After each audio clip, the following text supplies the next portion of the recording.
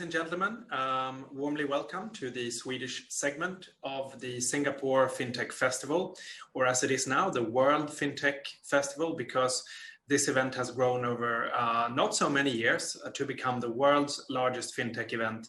And now during the COVID times when we can't meet up in person, it is a huge global online event. And I'm very proud that we from the Swedish side are able to field such a diverse and talented group of panelists under the different panels. I shan't keep you too long from that panel, but just wanted to make a couple of points on Sweden, Singapore, and FinTech. First of all, we have been part of the Singapore FinTech Festival from the beginning in 2016, when our Minister for Financial Markets, Per Bolund, was a guest of the festival. And we have developed, this year, of course, FinTech is hosting this event, but all the Swedish actors have developed, I think, a great friendship and cooperation with the Singaporean side, and especially with Swapnendo Mohanty and his team at MAS. Normally, we would end the week with the Swedish companies with a reception at my residence, and I'm sad to say we can't do that this year, but I look forward to seeing as many of you as possible in Singapore as soon as it is indeed possible. I want to say also that one thing that has come out of these last few years of cooperation is that it's been pleasing to see that so many Swedish FinTech actors have actually established themselves and set up here in Singapore. And of course, you will hear from some of them during the course of this program, but I should mention probably Bima, Lendela, Midigram, Collectius. Those are some of the names that we see here in Singapore.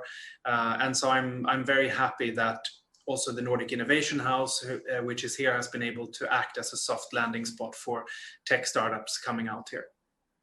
Stockholm, you've just listened to Anna König Järnmyr talk about Stockholm as a FinTech hub. And of course, Stockholm, in one way of measuring it, is the third largest FinTech hub in Europe, which is quite impressive.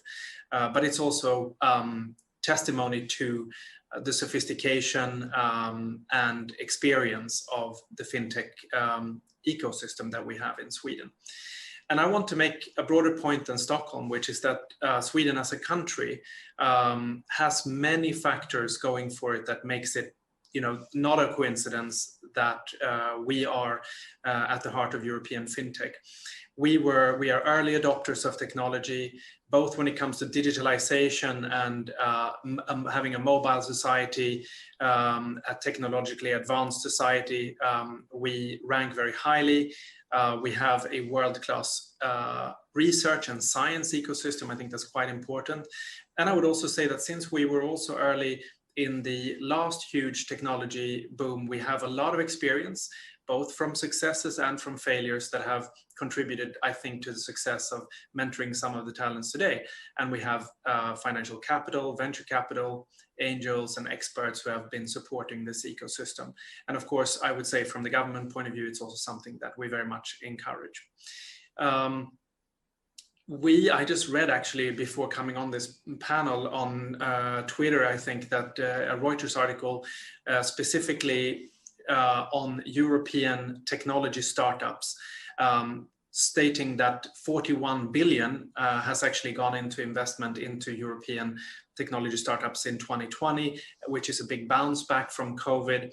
And it shows the leadership that Europe, the potential that Europe has. And we should all note that a few of the very major investments that were made were, of course, in Swedish technology companies like Spotify and Klarna. And also, one thing that characterizes the development, has characterized the development of the FinTech scene in Sweden, has been our ability to collaborate. If you go back and you look at the development of Bank ID and Swish and other platforms, at the heart of that you find a willingness by some of the largest actors, for example the banks, sitting down to solve problems together. And that collaborative environment, I think, has been very important. And it continues to be so also when we enter into the realms of the next sort of stage of FinTech, and not least with cybersecurity and blockchain technologies and so on. And on that final point of being a collaborative environment, I would also like to say that I'm very, very proud as Swedish ambassador that we're doing this Swedish segment as part of a broader Nordic program, because to a great extent, the Nordics and even maybe the Nordic Baltic region, I would say, in terms of FinTech and also in the broader technological sense, is in many respects a single ecosystem. And so we're glad to be able to showcase that at the Singapore FinTech Festival as well. And here in Singapore, the Nordic Innovation House is one of the nodes that keep this collaboration together. And Singapore, like we have talked about Stockholm and Sweden being a FinTech hub, of course, one of the main reasons that the Singapore FinTech Festival is such a success is that Singapore itself, not only is it a leading financial center, but it's also very much a regional hub for the exciting region and the exciting markets of Southeast Asia. And that is the perfect segue to hand over to Markus Kuusinen from Business Sweden, who will talk a little bit about the ASEAN markets. But before we listen to him, I think we will go back briefly to the Stockholm studio. But the Swedish Embassy in Singapore and myself, we are very, very proud to be associated with the festival and the Swedish top-level program. Thank you very much for attending.